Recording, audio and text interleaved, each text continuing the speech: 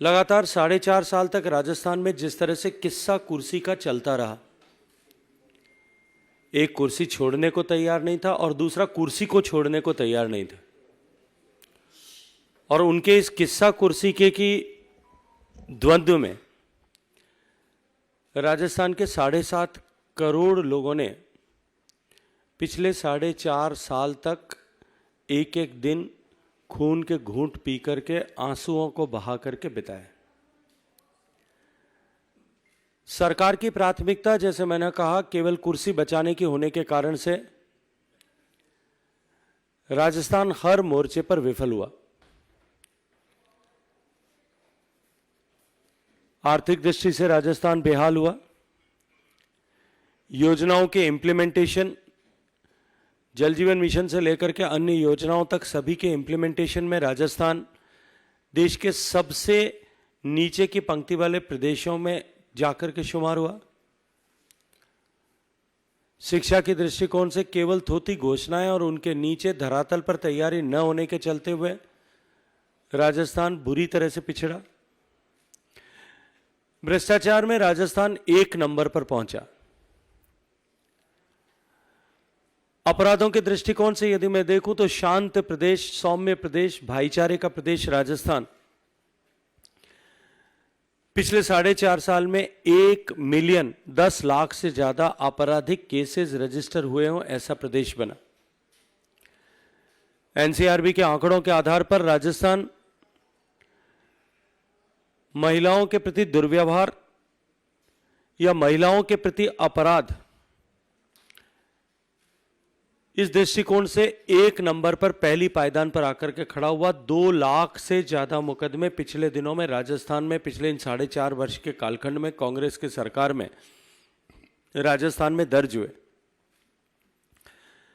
यहां तक नहीं, गैंगरेप के मामलों में, अबोध बालिकाओं और बच्चों के प्रति इस तरह के हिंसात्मक मॉलेस्टेशन के केसेस के दृष्टिकोण से भी राजस्थान 1 नंबर पर हुआ।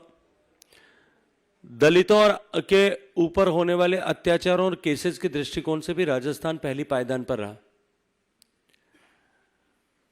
राजस्थान में जिस तरह से लॉ एंड ऑर्डर सिचुएशन गड़बड़ाई, हर मोर्चे पर राजस्थान विफल हुआ है। उसके साथ साथ में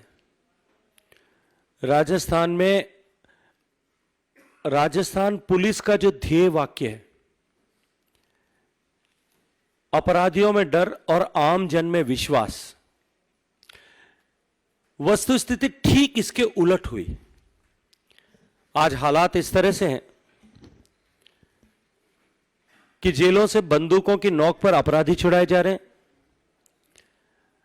पुलिस की कस्टडी में या जुडिशियल कस्टडी में अपराधी गैंग वॉर करके एक दूसरे को मारते हुए दिखाई दे रहे हैं। हर दूसरे दिन कहीं ना कहीं सरेआम गोलियां चला करके हत्याएं करने की वारदातें हो रही है। हर दूसरे दिन कहीं ना कहीं किसी न किसी व्यापारी को, व्यवसायी को, कामगार को धमकी देकर के एक्सटॉर्शन करने की घटनाएं हो रही है। और इन सब के चलते हुए धरातल पर पुलिस का ध्येय वाक्य बदल करके हालात ये बयान करते हैं कि राजस्थान के आम जन में डर है और अपराधियों के हौसले चरम पर हैं।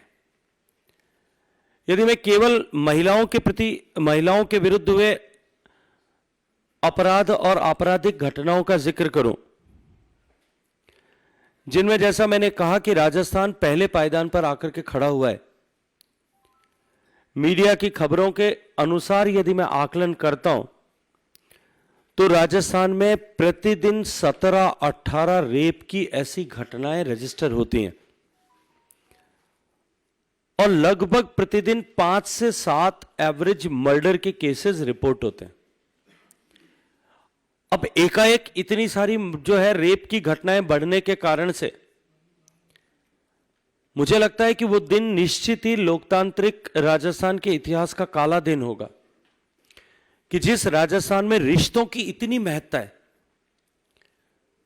जहां सूत का एक डोरा बांध करके भी एक बहन अपने जिसको डोरा बांधा गया उसको भाई मानते हुए, उसको भाई मान करके उससे अपनी सुरक्षा के लिए प्राण तक न्यौछावर कर देगा, ऐसा विश्वास करती है। और ऐसे अनेक उदाहरण राजस्थान के इतिहास में होंगे। उस राजस्थान में मुख्यमंत्री जी ने जो है मीडिया के सामने चर्चा करते हुए यह कहा और राजस्थान के रिश्ते नातों को शर्मसार किया कि रेप की अधिकांश घटनाएं रिश्तेदारों द्वारा ही कारित की जाती हैं। विषय यहीं तक समाप्त नहीं होता।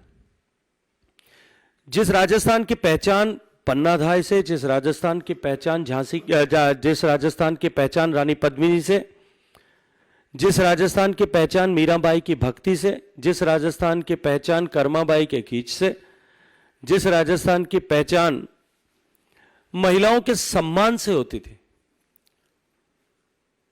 और जिस राजस्थान की पहचान ऐसे लोगों से होती थी, ऐसे रणबांकुरों से होती थी जिन्होंने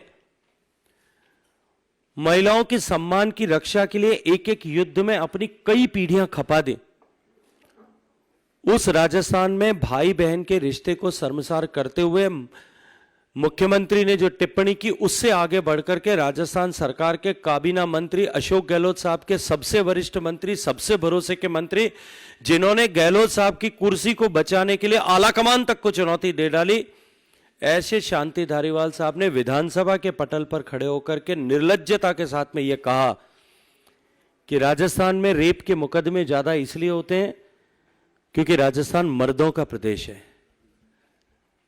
और दुर्भाग्य है कि जब वो निर्लज्जता के साथ में ये स्टेटमेंट दे रहे थे, तब उस विधानसभा के मंदिर में बैठे हुए कांग्रेस पार्टी के सारे विधायक ठहाका लगा करके हंस रहे थे और टेबल पीट रहे थे।